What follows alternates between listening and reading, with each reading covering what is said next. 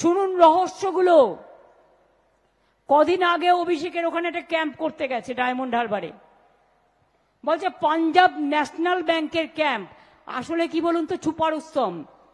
বিজেপির এজেন্সি টাকা দিয়ে নিয়ে গেছে ডেটা কালেকশন করবার জন্য,